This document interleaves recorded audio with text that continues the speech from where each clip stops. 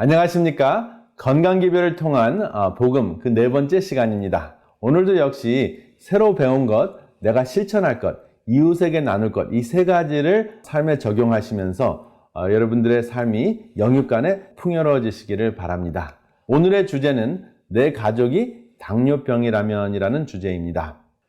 당뇨병을 한마디로 하면 어떠한 질병일까요? 저는 풍요 속의 빈곤, 넘쳐나는 혈관이라고 이름을 붙여보았습니다. 왜 풍요 속의 빈곤일까요? 혈관 속에는 혈당이 굉장히 많아요. 그래서 풍요롭습니다. 그런데 정작 세포는 그 혈당을 받아들이지 못하기 때문에 배고픈 것입니다. 그리고 혈관 안에 당이 넘쳐나기 때문에 소변으로 새어나갑니다. 그래서 당뇨병이죠. 여기 세포에 어떠한 문제가 생기길래 당뇨병이 생기는지 한번 살펴보겠습니다. 여기에 당뇨병의 핵심이 있습니다. 세포막에는 인슐린 초인종이라는 것이 있는데 인슐린이 인슐린 초인종을 탁 누르면은 세포 속에서 다양한 단백질이 분비가 되면서 세포막에 포도당 문을 이렇게 만들어냅니다. 포도당 문이 옮겨지면서 이 포도당 문이 탁 열리면 혈관에 있었던 포도당이 세포 속으로 들어가서 에너지를 만드는데요. 인슐린 초인종이나 포도당이 말을 듣지 않는 현상이 일어납니다. 그것을 바로 인슐린 저항증이라고 하는데 이것이 계속 지속적으로 악화가 되면 당뇨병이 생기는 것입니다. 그런데 이것을 악화시키는 첫 번째 요소가 무엇이냐면 동물성 음식과 동물성 음식에서 생기는 내독소 혈증이라는 것이 있습니다. 그래서 동물성 음식을 섭취했을 때 동물성 음식이 그 속에 들어있는 그 독소가 있는데 그 독소가 인슐린 초인종을 망가뜨리고 포도당 문을 망가뜨려서 인슐린 저항증을 일으킨다 하는 것이 확인이 됐고요. 또 동물성 음식을 굳이 섭취하지 않더라도 내 몸이 비만증에 걸리면 인슐린 저항증이 생깁니다. 그래서 시간이 지속이 되면 당뇨병으로 진행이 되는 것이죠. 그래서 서서히 죽는 이 당뇨병의 첫 원인이 바로 음식 문화라는 것이 확인이 됐습니다. 특별히 과식하는 음식 문화이고 또 과식을 안 한다고 하더라도 육식을 좋아하는 문화입니다. 세종대왕과 이삭의 공통점이 무엇이었을까요? 두 사람 다 육식을 엄청나게 좋아했습니다. 세종대왕은 육식이 식탁에 없으면 식사를 안 할 정도였고 이삭은 에서를 좋아했던 이유가 그 육회를 너무나 좋아했습니다. 그래서 그 두 사람이 굉장히 훌륭한 분들이고 우리가 존경하는 분들이지만 건강에 있어서는 좀 문제가 있었습니다. 당뇨병 증상이 다식, 다갈, 다뇨가 있습니다. 왜 다식입니까? 왜 많이 먹습니까? 세포가 굶주려 있기 때문입니다.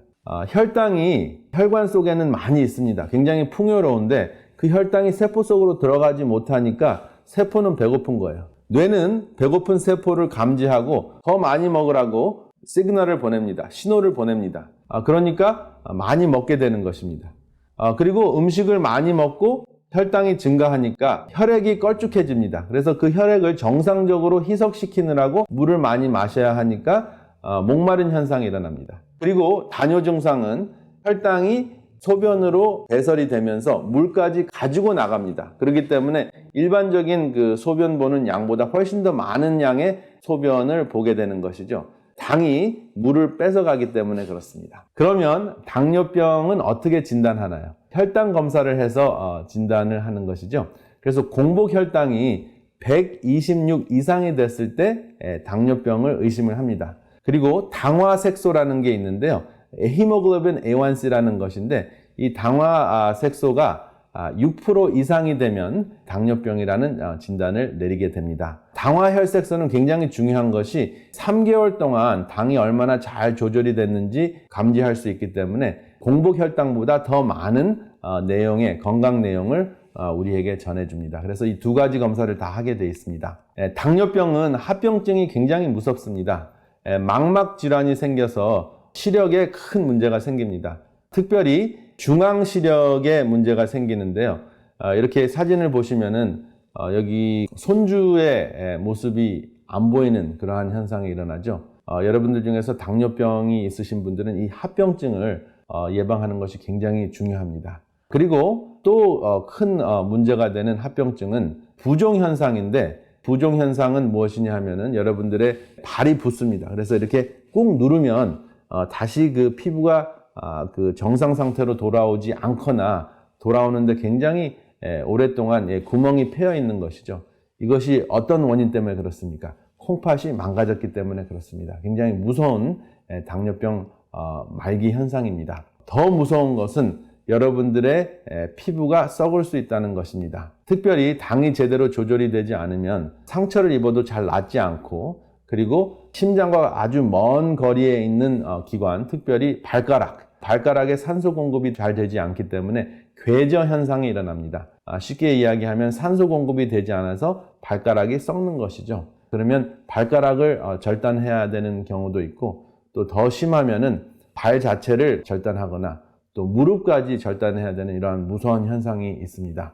그래서 이 당뇨병은 정말 풍요롭다고 생각되는 이러한 상황에서 세포가 굶주려 있는 것입니다. 결국은 영양 공급이 잘 되지 않고 산소 공급이 잘 되지 않는 무서운 질병입니다. 제가 당뇨병 이야기를 하다 보면 성경 말씀이 생각이 납니다. 바로 계시록 3장 17절 말씀인데요.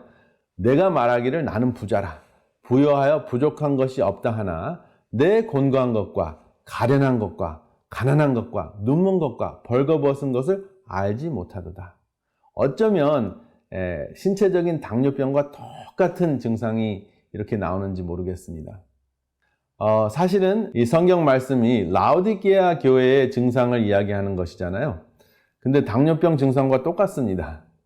그러면 이 해결책은 무엇일까요? 당뇨병을 극복하려면 다음과 같은 내용을 잘 생각하면 큰 도움이 됩니다. 혈당과 돈의 공통점이 있습니다. 둘 다 결핍이 되면 쓰러지죠. 저혈당으로 쓰러지고 경제공황으로 쓰러집니다. 그리고 누적이 되면 썩습니다. 몸에서는 혈당이 누적이 되면 궤저 현상, 썩는 현상이 일어나고요. 또 실제적으로 경제생활이나 우리 삶 속에서 돈이 누적만 되면은 사람이 부패하게 됩니다. 그래서 돈과 혈당은, 또 혈당과 돈은 순환이 될 때 우리가 건강을 회복할 수 있습니다. 돌아야 사는 것이죠. 그래서 이 돈과 혈당을 어떻게 순환시키는가 하는 것이 당뇨병 극복의 핵심입니다. 그리고 혈당과 지식의 공통점도 있습니다. 결핍이 되면 쓰러지는 것이죠. 저혈당은 우리를 신체적으로 쓰러지게 하고, 무지함은 우리를 정신적으로 또 우리 삶 속에서 쓰러지게 합니다.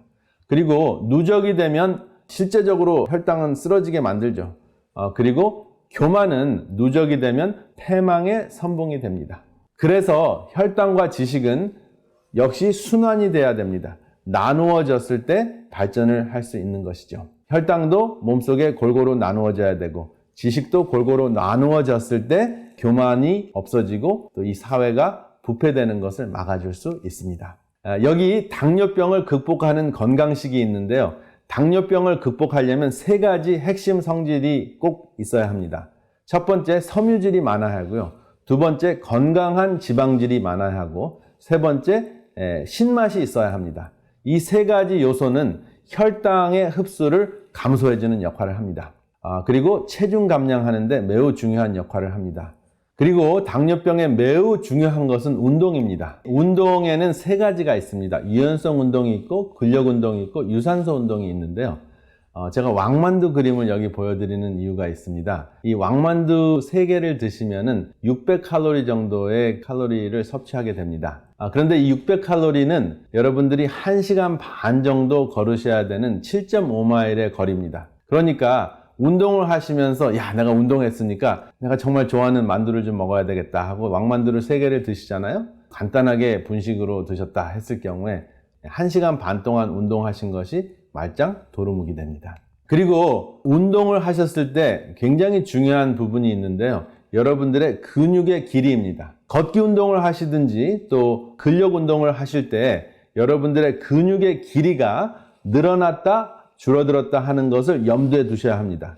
그래서 제자리에 있더라도 여러분들의 근육의 길이를 움직이시면, 근육의 길이를 늘어뜨렸다 줄어뜨렸다 하시는 운동을 하시면 인슐린 저항증을 극복하실 수 있다 하는 연구 결과가 발표됐습니다.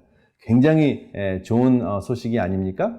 그리고 당뇨병 극복에 있어서도 옥시토신이 굉장히 중요합니다. 그래서 함께 하는 것이 굉장히 중요한데 지방이 감소된다는 것이 확인이 됐어요. 지방이 분해가 되는 것이에요. 그러면 체중이 감량이 되겠죠.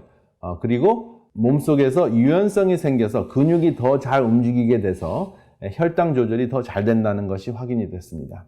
그리고 이 함께함을 우리가 염두에 두면 항상 생각할 수 있는 것이 하늘을 향해서 날아가는 기러기떼입니다. 기러기가 이렇게 B자 모양으로 날아가는 이유는 에너지 소모를 감소하려고 하는 것이잖아요. 그래서 겨울을 나기 위해서 기러기가 날아갈 때는 항상 같이 날아갑니다. 이렇게 날아가면 그 에너지 소모량을 76% 감소할 수 있습니다. 그러니까 얼마나 더 멀리 갈 수 있습니까? 24마일 정도밖에 가지 못하는데 100마일을 갈 수 있다고 합니다. 그리고 이 기러기 때는 그 앞에 가는 리더가 항상 바뀝니다. 그래서 리더가 힘들 때쯤 되면 두 번째 있는 기러기가 그 앞으로 가서 그 리더를 교체해주는 그러한 일을 하는데요. 정말 서로 협력하는 그러한 모습이 참 아름답습니다. 그리고 기러기가 날아갈 때 굉장히 시끄럽게 날아갑니다. 영어로는 헝컹, 한국말로는 끼럭끼럭 이렇게 날아가는데 왜 이렇게 시끄럽게 날아가는가 하고 조류학자들이 연구를 해봤더니 격려하는 소리라고 합니다. 잘 날라라, 힘내라.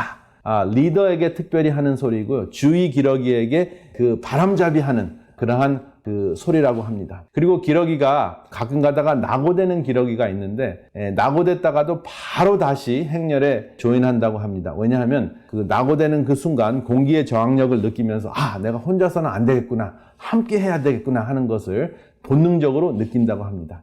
사람은 기러기보다 못한 경우가 있는 것 같습니다. 자존심 때문에 그렇지 않나 생각이 됩니다. 그리고 굉장히 감동적인 것이 있는데요. 그 기러기가 아플 수가 있잖아요. 근데 아픈 기러기가 낙오가 되면 정말 다시 조인할 수 없을 정도로 힘들어지면 앞에 있는 기러기와 뒤에 있는 기러기가 반드시 같이 따라가서 회복할 때까지 기다렸다가 그 다음 행렬을 조인한다고 합니다. 여러분, 기러기 때의 함께함을 통해서 우리가 당뇨병을 극복하는 그 옥시토신, 그러한 호르몬을 우리가 몸속에서 분비하는 그러한 체험을 하시고, 그리고 영적으로도 하늘 기러기 때가 돼서 하늘을 향해서 목적지까지 낙오되지 않고 날아가실 수 있도록 우리가 함께 하시기를 이 시간에 간절히 바랍니다.